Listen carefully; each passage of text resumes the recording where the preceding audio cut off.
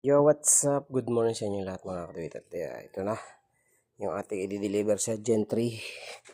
So, ready to ship na to. Ito na yung blower nya, tsaka yung controller. Ayan. So, di-deliver natin habang maaga pa kasi mamaya mainit. Hirap magbiyahe pagka mainit na. So, di-deliver na natin. So, yan yung unit. As you can see,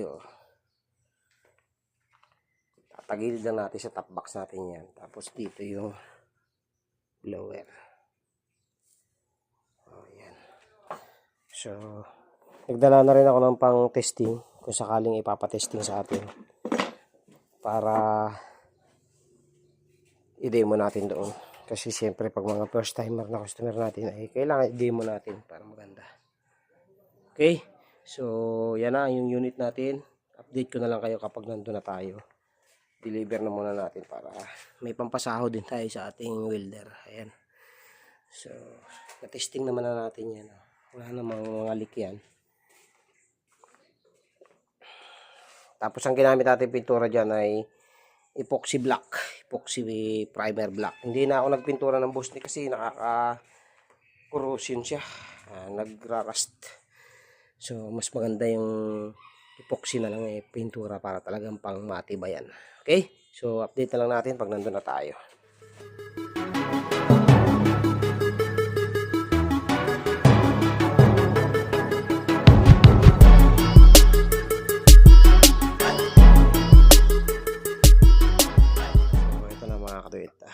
Ayan, nakakarga na. Inan na lang natin.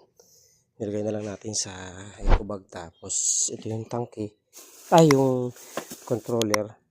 So, ready to fight na tayo. Deliver na muna natin. So, yan mga karit. Nandito na tayo. Nag-deliver na natin yung unit.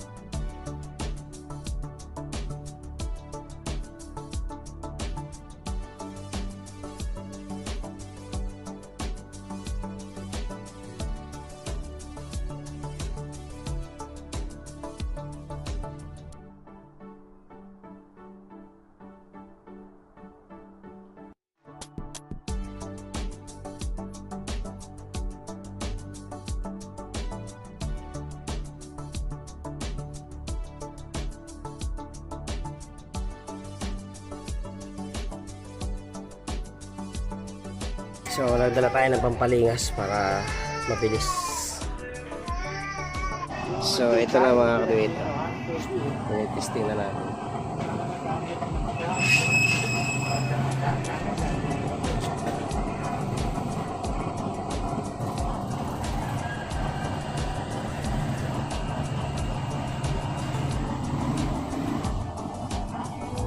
Para malaman din niya yung gamit.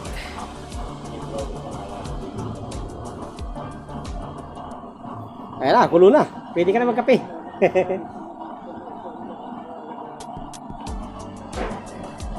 Yung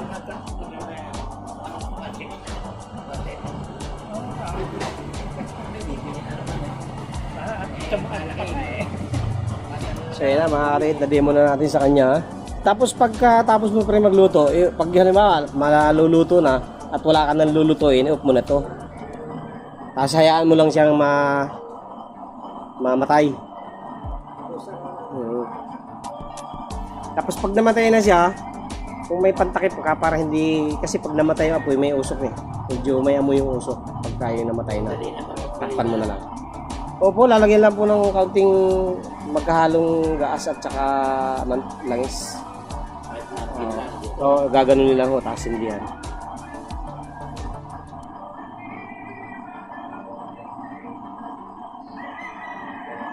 Ito, iwan ko na sa ito.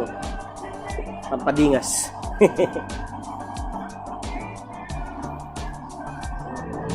Ayos na yan.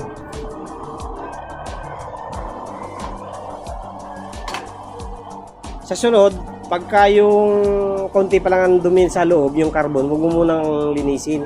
Kasi pag pinatakan mo yan, tapos sinindihan mo, diretso na yun. Papatakan mo na lang dito. Pagka makapal na, kalusin mo na. Pero magtira ka pa rin ng para dumingas yan ng mabilis. Hindi ka na Magmitsa. Pagka malinis na malinis kasi, magmimitsa ka pa ng papel o kaya damit eh. Diretso na yan. Basta pagka unang buhos mo ng pampadingas, isagad mo na agad dito para mabilis uminit. Tapos patakan mo na dito ng langis. Medyo maninibago ko sa una, pero pag nasanay ka, parang normal na lang. Opo, ito po ang tangke niya. Opo. So yan mga kate, okay na. Nakapag-demo na tayo. Pauwi na tayo. So,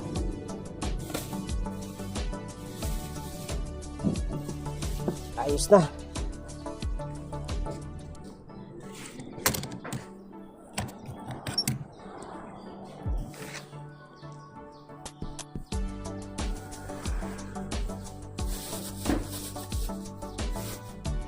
Uwi na. Mayroon pa ako kay Kuya Tony. Hindi ko alam kung dadaanan niya mamaya. Sabay kayo eh. Meron yata sila. 6 to 6 pa nga yata sila eh. Salamat pre. Thank you. Ayos na. Na-deliver natin dito sa General 3 Cavite. Pauwi na tayo. Thank you.